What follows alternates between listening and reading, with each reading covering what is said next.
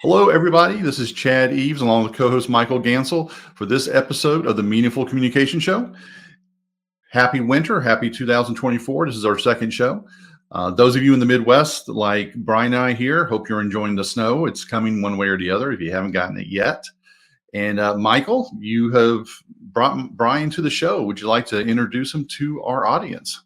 Sure, I'd love to do that. Welcome, Brian. Good to see you chat again. I understand a lot of snow for both of you because both of you in the Chicago area, and we're only going to get rain. What can I say? We'll take rain if we have to. I would prefer snow, but anyway. So let me introduce Brian Glibkowski, who I met through a mutual friend of ours, Mason Harris.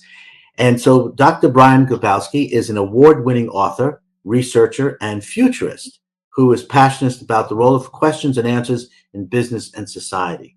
His journey started with his research on questions and authored an article on questions that has been recognized by the Association of Human Resource Development as one of the 10 articles that will shape the 21st century.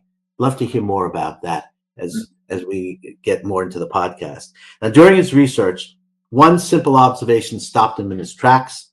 And he said, we know a lot about questions. We know very little about answers. We teach children about questions, not answers. They learn about the 6 classic questions: who, what, when, where, why, and how. And they learn about open and closed questions. But as he notes, there is no topology of answers that we teach our children. Journalists, physicians, sales reps, executive coaches, and almost all professionals have been trained in questions, not answers. So business books with questions in titles outnumber books with answers in the title 3-1. So Brian's new book, Answer Intelligence, Raise Your AQ, introduces a new science of answers, and the book has been nominated for a 2022 Prose Award for Professional and Scholarly Excellence. So Answer Intelligence, Raise Your IQ has also been adopted by universities, and there is now a growing network of certified AQ partners around the world working with forward-thinking organizations. And that's why we're here today. We're going to talk about answers, but I think we're going to have to ask you some questions too.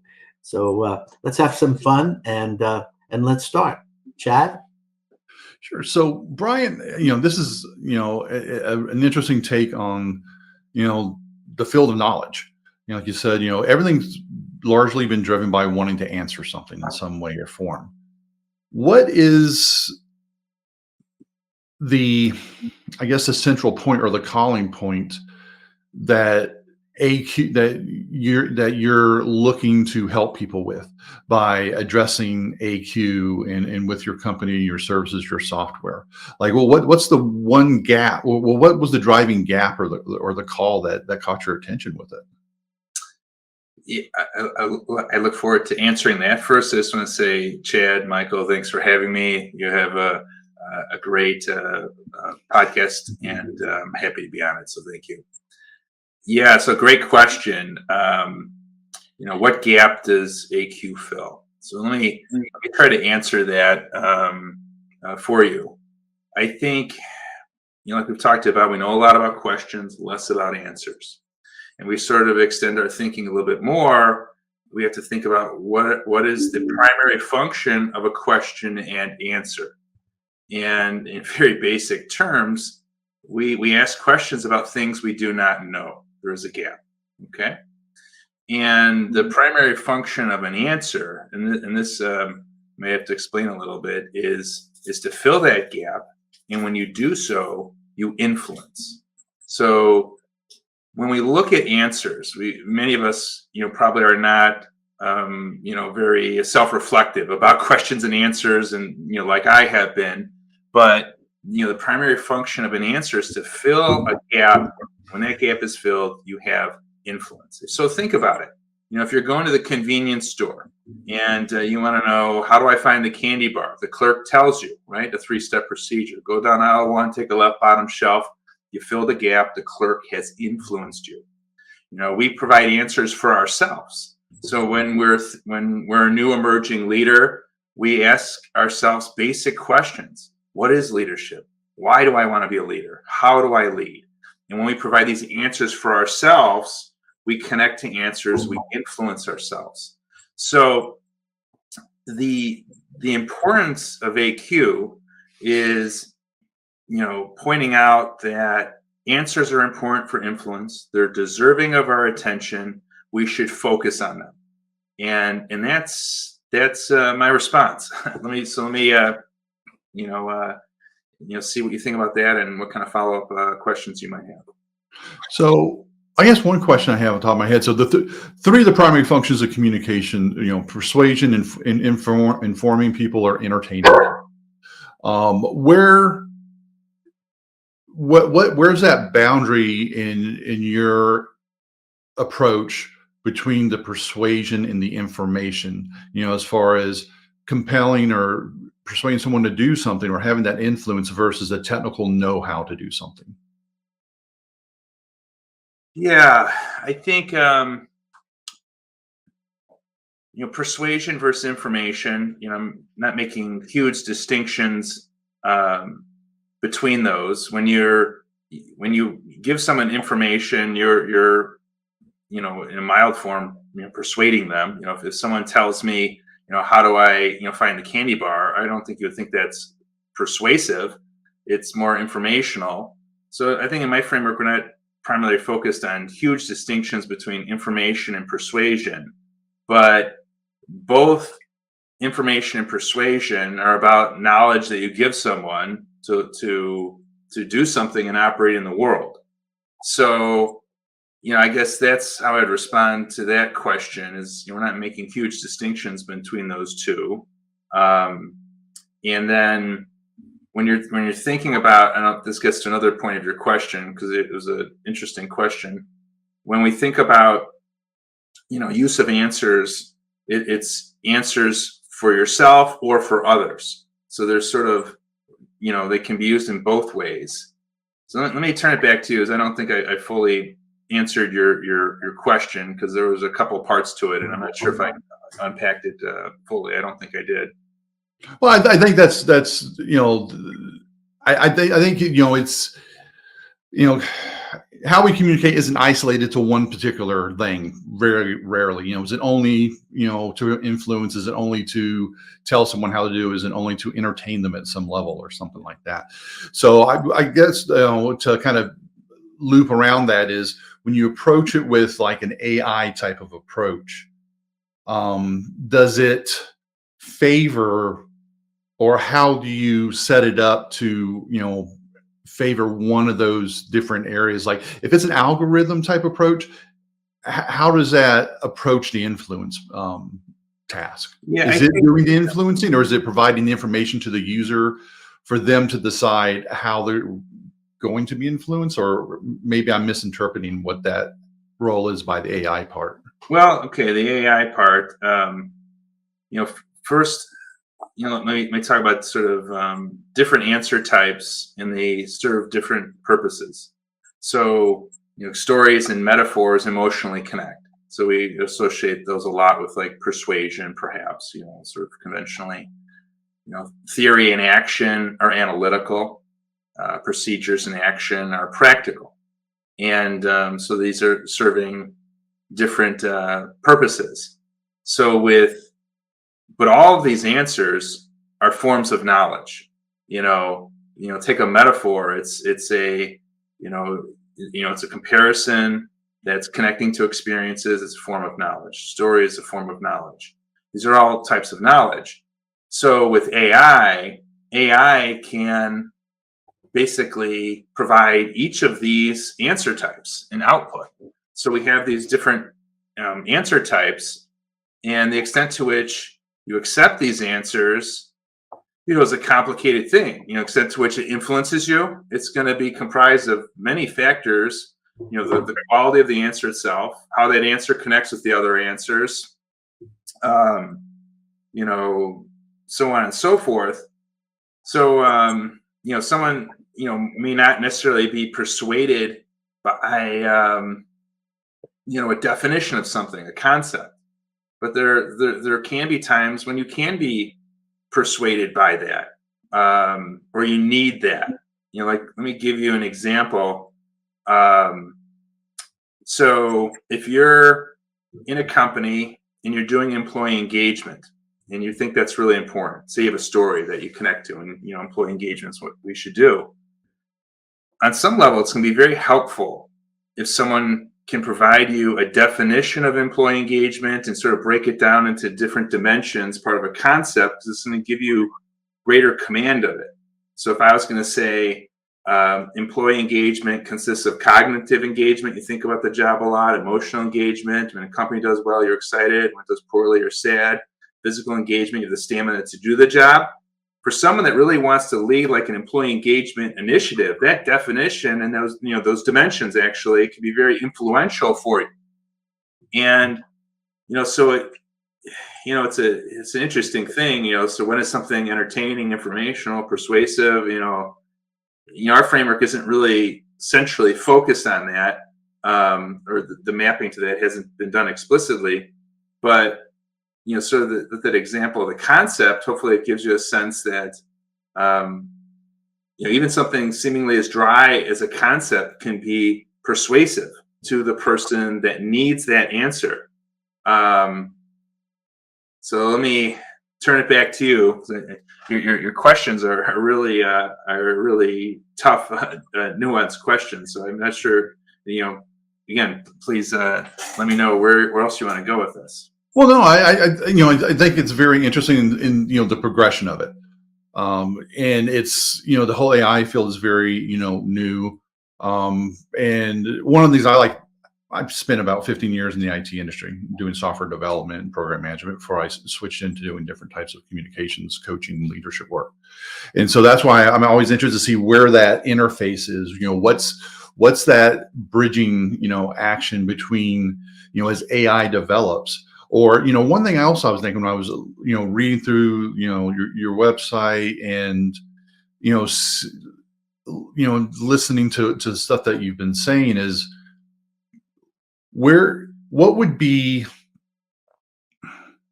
like, what would be an application of it that you think that people could benefit, or that would be like the ideal? Because people are going to hear this and they might not understand what it is or understand how to use it quite yet, like a lot of stuff right now, unless they're making faces of themselves 20 years in the future.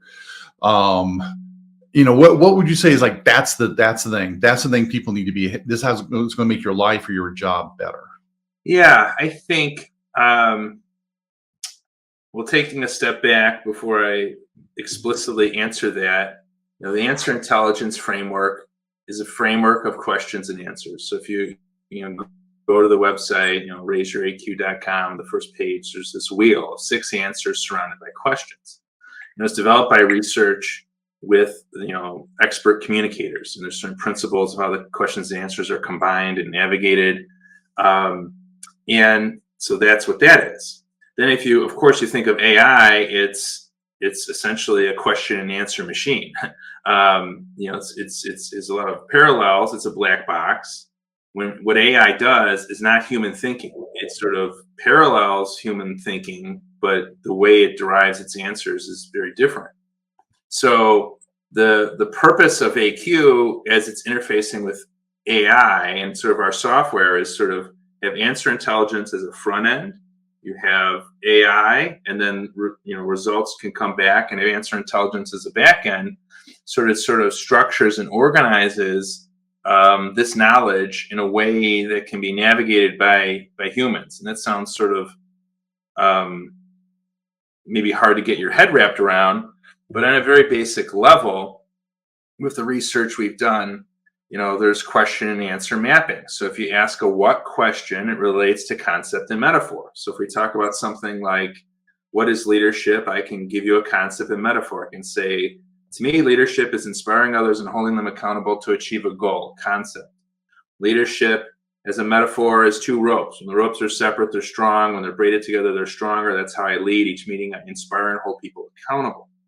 So when you're going into and out of AI, there's an organization with AQ, as simple as it may sound, to organize the output so its concepts and metaphors map to what questions. So one, I'm saying there's a very basic structuring of information that's important. Now, second, like to give you an idea of specific applications, if you're an emerging leader, and going back to what we already talked about, you want to ask and answer these basic questions. What is leadership? Why do I lead? How do I lead? You have to connect to answers for yourself. So AQ can be a way to organize and structure that navigation. And as you're doing it, for example, there can be screens like when you're trying to identify a metaphor of leadership, where there will be 5 metaphors from AI for you to choose from.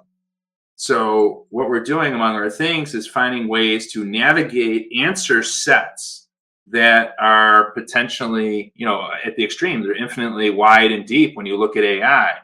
And it's about navigating that content. So now myself as a, let's say, emerging leader, if I'm working with a coach, I can navigate through these answer sets and sort of identify answers that I connect with, and they're organized and formatted in such a way that they're searchable, and I can work with a coach and we can upskill. So it's allowing you to sort of connect to better answers faster. So that's one application, and there's other applications, but that's that's something that's useful for people, is to connect to the answers that are most valuable to them better, quicker, faster, in a searchable, shareable way, etc. So if I can get in a word here, then you guys are at a much higher level than I thought. I've got to reach higher, because I only got a 30 on raise your AQ. So I want to talk to you about that. So on your website, you have a test, right? Raise your AQ. And I got an AQ score of 30%. So, and it says your score is likely low because you're not familiar with AQ. Well, that's true. So now, what do I do with that? I got a 30. How do I improve? And tell me about that. Why did I get a 30? Yeah, so there's Michael's speaking about a free assessment, the AQ exploration we have on our website. Anyone can take it. When you take it, AI will generate a topic and different questions, and you simply have to identify how different questions might relate to different answer types. And so you have the 6 answer types, and you just choose one of them each time, and you go through this. Then you get a score, and the score is based upon the high AQ practices, basically how answers are combined and used when we did research with expert communicators. And a lot of these are pretty basic. And when you get the results, there's a report you can navigate. So one thing is look at the report, go through that. But it's also designed to work in combination with coaching and consulting with a certified partner who has knowledge and training and tools and things like that. So it's sort of some basic points. But what I think the AQ test is getting at to start with is that people are not aware of how questions and answers map to each other. So, for example, I had a pharmaceutical company, 250 sales reps fill out the AQ exploration, and a couple things were noteworthy. First of all, the 2 best salespersons in the company scored 100%, which is pretty rare for someone doing it the first time, and so that was sort of interesting. Second thing of note, about I think 7 of the 250 respondents, these are all sales reps, put story for every single answer. So we have certain training in communication that says, stories are really important. And then this subset of individuals said, story is the only answer you ever need. You just use that over and over again.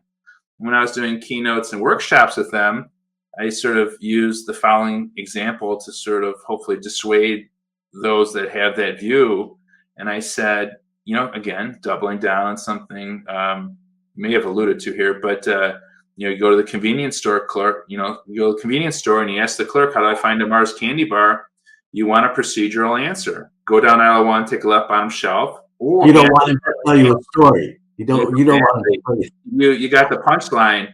And to hear the story of Mars Candy Bar, most people are going to be really annoyed by that. If you're on vacation, it could be the best thing in your vacation, but it's extremely high risk. So that points out that there's different answer types you have to have command of, and that's ultimately the touchstone for AQ, is that people are not aware of answer types. They're not aware of how they map to questions. If you don't understand what the mapping is, then how are you possibly going to, successfully navigate conversations? So that's like ground zero. And then on top of that, you can layer on different techniques and principles of using AQ. But to answer your question, Michael, once you read more about AQ, you learn a little bit more, hear examples like I just mentioned, and it's sort of, I think, is obvious. It's something that's hiding in plain sight that we all can do. And if you have a coach or trainer with you, they can accelerate the process. So that actually is enlightening, I guess. What I take away from your response is that what's hiding in plain sight is the fact that most of us don't know how to connect our answers to the questions that we're asked. And so what you've got here with AQ is you've basically defined it as, stories and metaphors, theory, and then, I'm sorry, stories and metaphors, which are the metaphor, the analytical or theory, and what's theory, and what? Theory, Concept. Yeah. And then the other two which are practical, are procedure and action. Procedure and action. Got it. Okay. So I can understand that I can improve by understanding. I can improve that score by really understanding when somebody has a question, whether that is I'm going to respond with a story or a metaphor, whether I'm going to respond with theory or a concept, or whether I'm going to respond with a procedure and action. So if I'm more aware of that, then I can actually not only improve my communication skills, but I can also elevate whatever profession I'm in, because I can be better at it. And I guess that's really that's basically it. It's question and answer mapping. Then it's understanding what each of the answer types are and what makes them high quality. People have just not thought about this. So. Right.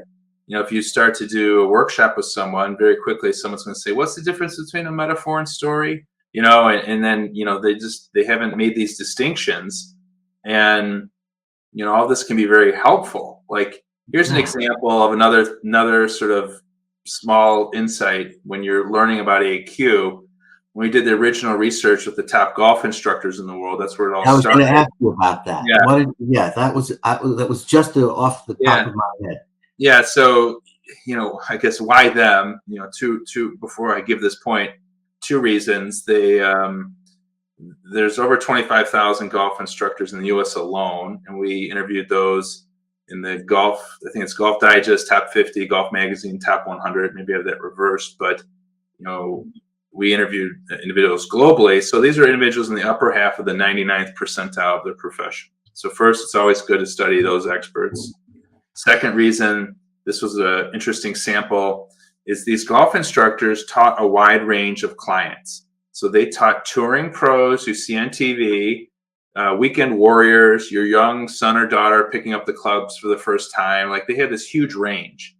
And that was particularly important from a research standpoint because, there is no restriction of range, meaning that if we found some results with this group of golf instructors because they work with so many different people, there's higher likelihood it might generalize to other contexts. So basically, they're working with people that were extremely motivated to people that were not motivated, extremely skilled, not skilled, et cetera, and so forth. And if we think about our conversations in our everyday lives, those are the kind of conversations we have. We have conversations where, highly motivated people, less motivated, less skilled, et cetera, and so forth. So that's why we chose that sample. And I guess just to give you this insight, and then I'll turn it back to you. When we're doing the research, one of the golf instructors, shared this example where he had a client that was basically like an executive, a junior executive, and he asked the golf instructor to help him hit the golf ball really far. That's all he wanted to do. Basically wanted to impress people that he could drive the ball really far. And he really didn't care like where it went. It just had to go far. And I instantly thought, oh my gosh, the golf instructor, he's going to straighten this guy out and he's going to say, you know, that's not what we do in golf, right? Because, you know, frankly, that's sort of how I thought about things as a professor, right? You know, let's not do goofy stuff. Let's do it the right way, right? Let's learn, you know, these concepts. And what the golf instructor said was the opposite of what I was thinking. He basically helped the executive to hit the ball far. And then we saw this result again and again in you know, other interviews, and we started to say this was you know, the idea of honoring the question. And I think if you reflect on that in your own conversations or the next conversation you have with someone, nothing is more frustrating than if you ask a question and they do not answer it. And basically in AQ terms, if you ask, going back to, you know, CVS, you know, convenience store, if I ask, how do I find a candy bar? I want a procedure or action answer. I do not want a story that is going to frustrate me. And, you know, so many people, myself included, we go into conversations and we do not honor the question. We do not answer it. We choose to answer it in some other way. And it's very frustrating. So, question I got for you, Brian. As Brian, the person that's, you know, driving this, working on this, what's been like the highlight or something really fun that's come out of doing this? That's like, you know, kind of, you know, made you smile, made it worth it. You know. That's true. It's fun. I guess my idea of fun may be different than other people, but let's see. What has been fun about this? You know, I think, you know, what's been fun is you know, just working with people and raising their awareness about this very basic point. And usually there's a fun reaction from people. They usually say, never thought about AQ, think it makes sense, I'm interested in learning more.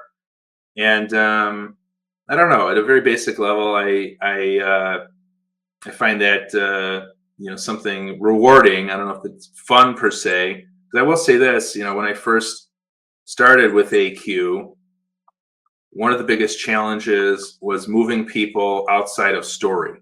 You know, particularly when I started to discuss AQ, you know, I don't discuss it the same way maybe I did before when I first started doing the research. And I would sort of go off and explain it, and then basically people reduce it to story and say, yeah, stories are really interesting. And I say, no, it's more than stories. Story is only one of 6 answer types. And I guess it was sort of rewarding for me because at some point people stopped saying that to me, and I don't know what I did differently, but the connection became better of what it really was. Well, I think that's a big point too, because, you know, over the past however many years recently, you know, this trend of everything has to be a story, or you lead by story. You just, and like you said, it's a tool. It's one way of doing it versus, you know, there's this deluge of like, oh, I'm a storyteller. You know, is it really getting you to where you want to be in the right situations? So I thought that was a really, you know, interesting observation on that, Brian. Michael, sorry, I didn't mean to cut you off. No, not at all. But, you know, it's interesting because you are definitely going against the grain here. You know, look, I'm a sales professional. I train people in sales. I've been in sales, so on and so forth. And, you know, part of being in sales is all about telling a story. I'm looking at my shelf and I see primal storytelling, so on and so forth. So that seems to be right now, that is the trend in sales. The other one is also asking questions, asking the right questions. And interestingly enough, asking a question and then answering the question with another question, not with an answer. Yeah. So, you know, it's fascinating, and I understand when you say honoring the question, and nothing is more frustrating than not getting an answer. But on the other hand, you know, from, you know, the communication in a sales type of situation, you ask a question, you get an answer, you're going to ask another question, and again to probe deeper into really understanding, because it's not just the top level, it's what's beneath it. And the only way to get that way is to consistently ask the right question. Yeah.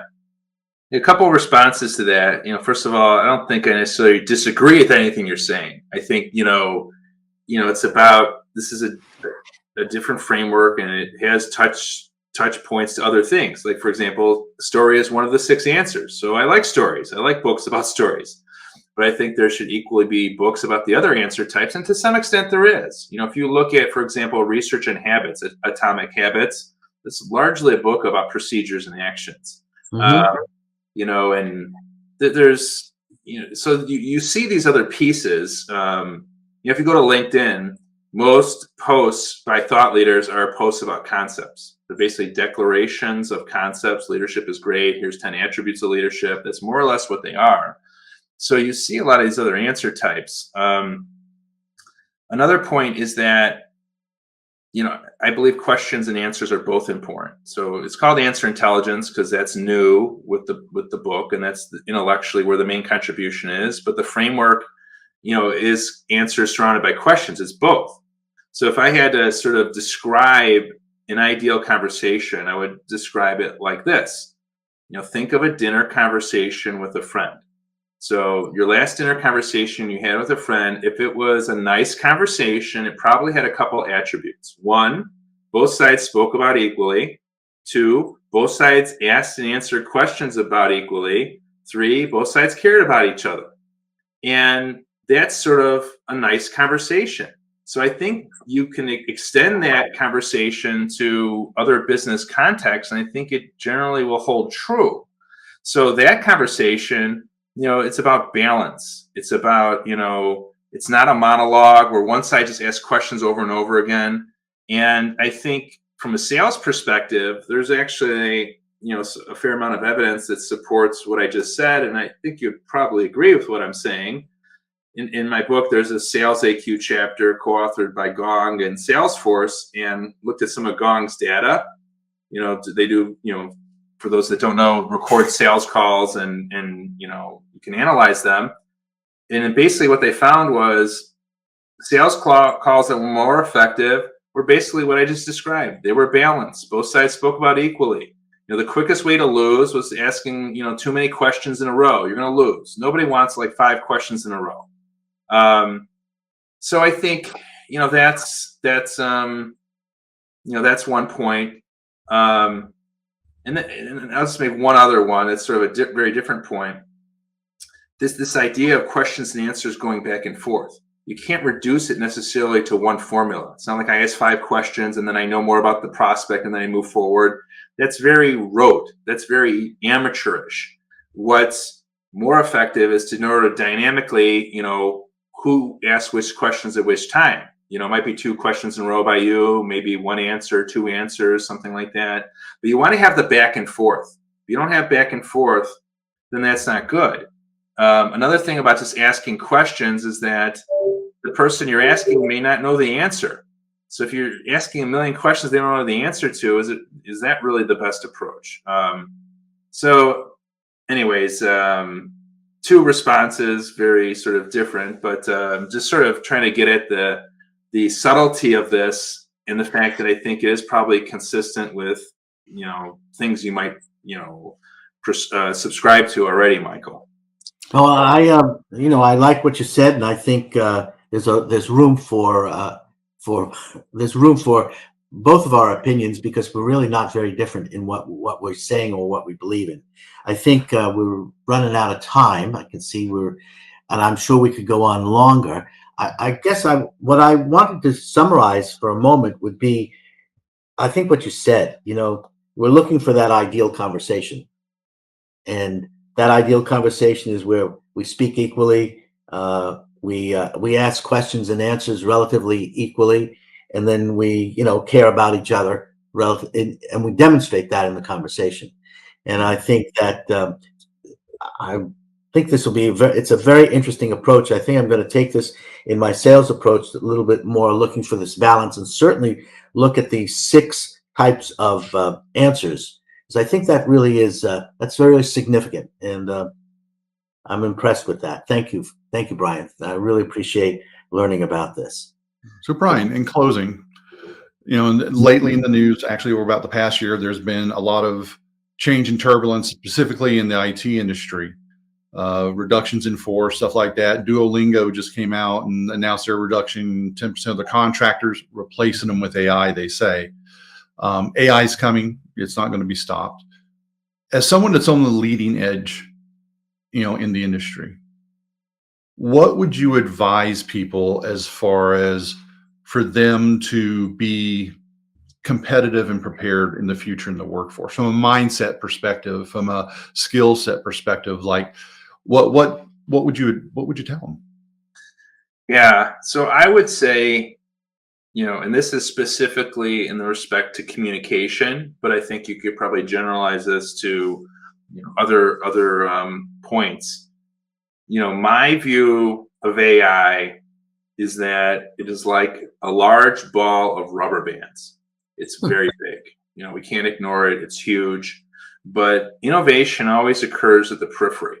So you can put a rubber band around the outside, and that's important. So what I'm getting at there is encourage people to use AI to integrate it with what they're doing, but humans and how humans think can always add value on top of it. So I think if you have that mindset and AI as a tool, you're going to do some really great things. And to some extent, I'll say, even though AI is new and different and dynamic, in some sense, I sort of view it as not new or different. If we just look at it from a knowledge standpoint, before AI, we had, the internet, and you would Google things and you'd come up with results, and, smart people that were, doing their work, they would use the internet for their work, and have them propel them forward. And it's, I think that principle still extends with AI, is you use it to propel your work forward, and, view yourself as someone that can put the rubber band around the outside. And if you can do that, you're going to be fine, because you're just leveraging what's already out there. But if you're trying to put the rubber band in the middle of the ball and do something that AI can do, then you're probably going to be in trouble. But for almost any industry, there's that opportunity to put that rubber band on the outside. And it's particularly true for communication, but I think this might generalize to other professions. Well, that's a great answer.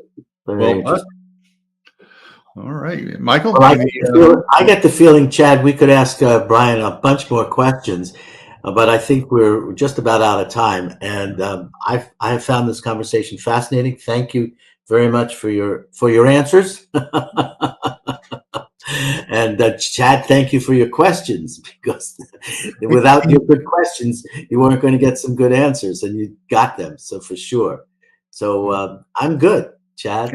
Any closing remarks, Brian? Anything you'd like to share? We know your website, how people can get a hold of you and learn more. Yeah, the website is raiseyouraq.com. There's a free test you can take on it. And if you're interested in contacting me, there's a contact form on the website. Look forward to hearing from you. And I just want to say thank you, Chad and Michael. Very thought-provoking discussion, and you stumped me several times. So I think I'm going to have to review this discussion, and you've given me some more things to think about. So thank you very much. Our pleasure. I'm glad you've enjoyed, because I always look for ways I can learn something too, because there's always something to learn. And I hope everybody in the audience has also gotten something out of this. We'll include these links to Brian's website in the show notes as well. Again, thank you very much, Brian. Michael, thank you again. And this is it for this episode, and we will see you next time. Everybody stay safe, stay warm. Take care. Take care, everybody. Bye-bye, and thanks again.